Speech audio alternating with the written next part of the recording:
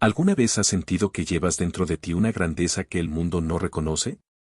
¿Que las reglas, esas normas que rigen el día a día de la mayoría, son un traje que te queda chico? Es una sensación seductora. Y peligrosa. Porque en el momento en que empiezas a creer que estás por encima del bien y del mal ordinarios, es cuando corres el riesgo de perder lo único que verdaderamente te conecta con la vida, tu humanidad. Hoy no quiero contarte simplemente una historia. Quiero que nos sumerjamos en una mente. Una mente brillante, afiebrada y torturada. Vamos a caminar por las calles sofocantes de San Petersburgo para entender qué pasa cuando una idea se vuelve más importante que una vida. Hoy vamos a analizar Crimen y Castigo, de Fyodor Dostoyevsky, no como una novela policial, sino como un tratado sobre el alma humana en su punto de quiebre. Todo empieza con un ambiente. Dostoyevsky no te describe un lugar, te hace sentir una asfixia. Estamos en San Petersburgo, en pleno verano. Hace calor, hay polvo, huele a cal y a miseria. Y en medio de esa atmósfera opresiva, conocemos a Rodion Romanovich Raskolnikov. Raskolnikov es un ex estudiante de Derecho. Es guapo, es increíblemente inteligente y es desesperadamente pobre. Vive en una habitación que es poco más que un armario, un ataúd donde sus pensamientos rebotan contra las paredes. Ha dejado la universidad porque no puede pagarla, su madre y su hermana se sacrifican en provincia para enviarle unas monedas que apenas le alcanzan para comer. Y aquí es donde empieza la verdadera tragedia. No en la pobreza material, sino en la pobreza espiritual que nace del aislamiento. Raskolnikov se ha encerrado en sí mismo. Ha cortado los lazos con los demás. Y cuando uno está tan solo, y es tan inteligente, la mente empieza a jugar trucos extraños. Empieza a gestar la idea. Raskolnikov desarrolla una teoría. Una teoría terrible y fascinante. Él divide a la humanidad en dos categorías. Por un lado, está la masa, la gente, ordinaria, conservadora, cuya única función es reproducirse y mantener el mundo girando. Son material. Y por otro lado, están los extraordinarios. Un grupo selecto, pequeñísimo. Hombres como Napoleón, Mahoma, César. Hombres que traen una palabra nueva al mundo. Y según la teoría de Raskolnikov, estos hombres extraordinarios tienen un derecho. No un derecho legal, sino un derecho moral interno de saltar por encima de la ley, de derramar sangre si es necesario, si su idea salvadora lo requiere. Si Napoleón tuvo que sacrificar miles de vidas para construir una nueva Europa, ¿no estaba justificado? El veneno de Raskolnikov es su propio intelecto. Él se mira al espejo y se hace la pregunta que lo atormenta: ¿a qué categoría pertenezco yo? ¿Soy una criatura temblorosa como todos los demás, o tengo el derecho? Para probarse a sí mismo que no es un piojo, que es un Napoleón en potencia, decide cometer un acto definitivo. Un crimen. Decide matar a una vieja prestamista, Aliona Ivanovna. Una mujer que él considera despreciable, un parásito que chupa la sangre de los pobres. Su lógica racionalista es fría: la mato, tomo su dinero. Con ese dinero ayudo a mi madre, salvo a mi hermana de un matrimonio terrible, termino mis estudios y dedico mi vida a servir a la humanidad. Una vida insignificante a cambio de miles de buenas acciones. ¿No es una ecuación perfecta? Parece perfecto en el papel. Pero la vida, nos dice Dostoyevsky, no es matemática. Raskolnikov comete el crimen. Y es brutal. Y para empeorarlo todo, en el momento equivocado entra Lisabeta, la hermana de la prestamista, una mujer inocente, mansa, casi una niña en cuerpo de adulto. Y Raskolnikov, el teórico del superhombre, se ve obligado a matarla a ella también a hachazos para no dejar testigos. Ahí termina la teoría y empieza la realidad. El plan de ser un benefactor de la humanidad se mancha de sangre inocente desde el minuto 1. Y es aquí, justo después del crimen, donde la novela se vuelve una obra maestra de la psicología. Porque el castigo de Raskolnikov no es la policía. No es la cárcel. El castigo empieza inmediatamente. Es una fiebre. Es un delirio psicosomático. Su cuerpo rechaza lo que su mente ha hecho. Se desmaya. Entra en pánico. Esconde el dinero robado debajo de una piedra y ni siquiera lo usa. ¿Te das cuenta? La justificación humanitaria del dinero era mentira. Solo quería probarse a sí mismo. Y lo más terrible es el aislamiento. Hay una escena potentísima donde Raskolnikov camina por la calle, rodeado de gente, y siente que un abismo infinito lo separa de cualquier ser humano. Ya no pertenece al mundo de los vivos. Ha cruzado una línea moral que lo ha dejado en una dimensión de soledad absoluta. Ese es el primer castigo, la desconexión total. Pero Raskolnikov no está solo en esta novela. Dostoyevsky rodea a nuestro protagonista de personajes que funcionan como espejos, reflejando diferentes partes de su psique destrozada. Analicemos a algunos, porque son fundamentales para entender el viaje de Rodion. Pensemos en Razumikin. Su amigo. Razumikin es todo lo que Raskolnikov podría ser si no estuviera enfermo de orgullo. También es pobre, también es estudiante, pero es vital, es alegre, trabaja duro, se conecta con la gente. Razumikin representa la salud mental, la inteligencia que no se separa del corazón. Raskolnikov lo rechaza constantemente, pero Razumikin siempre vuelve, cuidándolo como una madre, demostrando que la verdadera fuerza no está en aislarse, sino en la capacidad de amar y servir. Luego tenemos al antagonista intelectual, el juez de instrucción, Porfiri Petrovich. Este personaje es genial. Porfiri sabe, o intuye fuertemente, que Raskolnikov es el asesino casi desde el principio. ¿Pero por qué no lo arresta? Porque Porfiri es un psicólogo nato. Él entiende que Raskolnikov es un hombre de conciencia, aunque la tenga enterrada bajo capas de teoría. Porfiri juega con él. Mantiene conversaciones filosóficas, lo provoca, le da esperanzas y luego se las quita. Porfiri sabe que la peor tortura para un hombre inteligente como Raskolnikov no es una celda, sino la incertidumbre. Sabe que si lo deja cocinarse en su propio jugo, su propia mente hará el trabajo sucio. Raskolnikov necesita el castigo como un sediento necesita agua, porque la culpa no expresada es un ácido que te come por dentro. Porfiri le ofrece una salida, confiese. Acepte el sufrimiento. Es la única manera de volver a vivir. Y luego, tenemos el espejo oscuro. Svidrigailov. Este es quizás el personaje más perturbador. Svidrigailov es un hombre rico, cínico, depravado.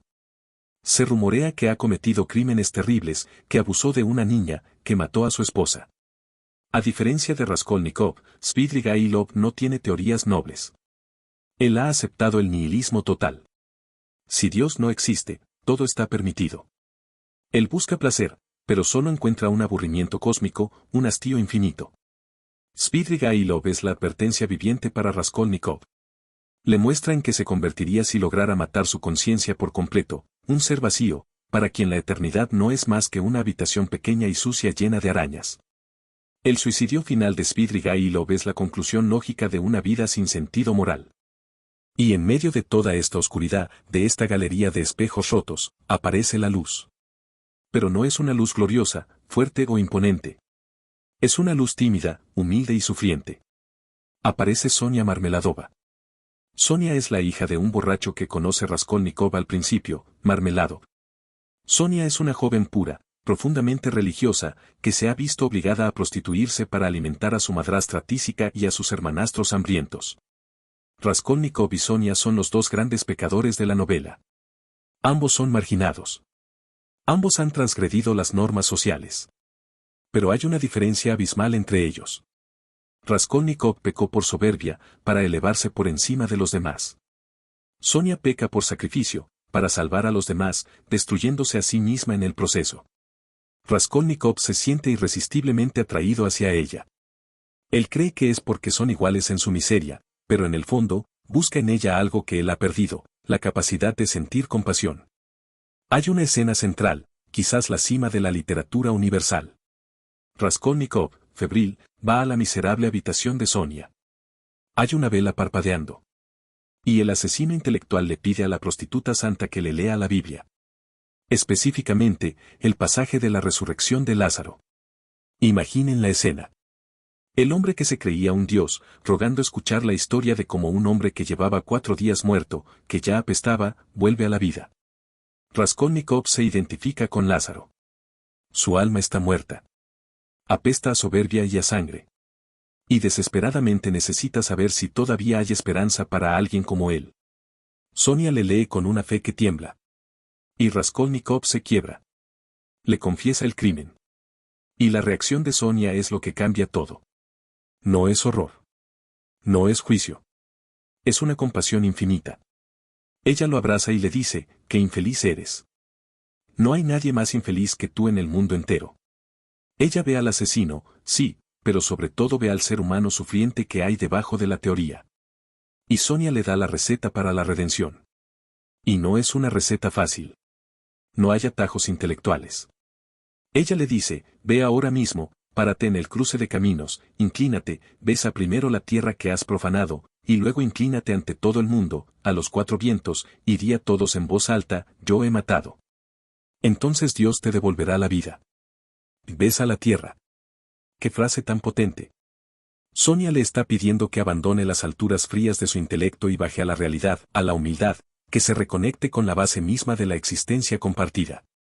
Le pide que acepte el sufrimiento como el único camino de purificación. Raskolnikov se resiste. Su orgullo sigue luchando hasta el último momento. Sigue creyendo que su teoría era correcta y que él simplemente fue demasiado débil para sostenerla. Incluso cuando finalmente va a la comisaría y confiesa, lo hace más por agotamiento que por arrepentimiento genuino. Es enviado a Siberia. 8 años de trabajos forzados. Y aquí, Dostoyevski hace algo magistral en el epílogo. Muchos críticos dicen que el epílogo sobra, pero yo creo que es esencial. Porque la redención no es un acto mágico de un segundo. Es un proceso lento y doloroso. En la cárcel, durante el primer año, Raskolnikov sigue siendo arrogante. Los otros presos, gente sencilla del pueblo, lo odian. Sienten su desprecio. Pero Sonia lo ha seguido hasta Siberia. Lo visita, se queda fuera de las rejas, lo cuida cuando enferma, ayuda a los otros presos. Sonia simplemente está esperando. Amando sin pedir nada a cambio. Y es solo después de una larga enfermedad, y de un sueño terrible donde Raskolnikov ve al mundo destruirse por un virus que hace que todos se crean dueños de la verdad absoluta. Una metáfora profética de las ideologías del siglo XX, es solo entonces que su resistencia se rompe.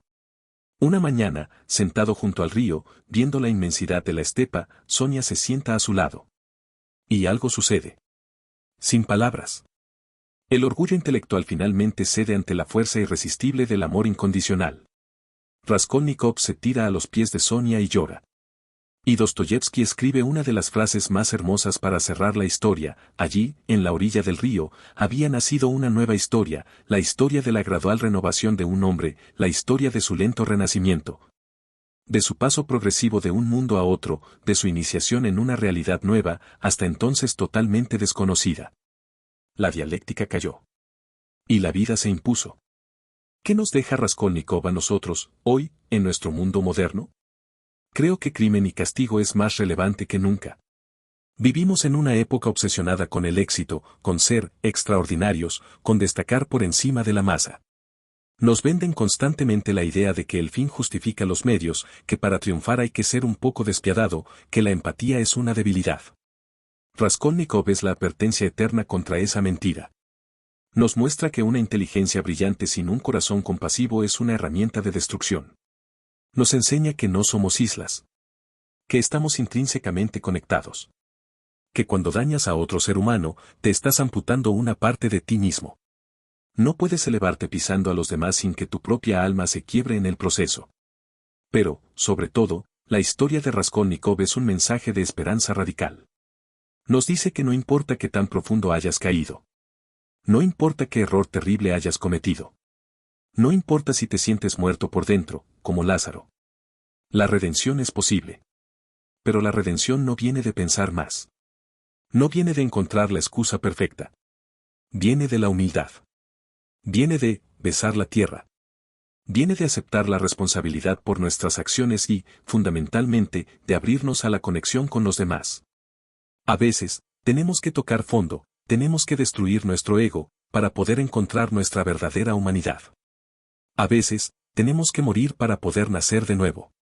Raskolnikov tuvo que aprender, a través del sufrimiento más atroz, que no era un superhombre. Y que su verdadera grandeza no estaba en estar por encima de los demás, sino en su capacidad, finalmente descubierta, de amar y ser amado. Quizás tú no has cometido un crimen. Pero todos cargamos con nuestras culpas, con nuestros orgullos, con nuestras teorías, que nos aíslan. Crimen y Castigo te invita a dejar de luchar contra tu propia fragilidad. Busca tu Sonia, busca esa verdad humilde, acepta el perdón. Porque es ahí, en el reconocimiento de nuestra humanidad compartida y rota, donde empieza la verdadera vida.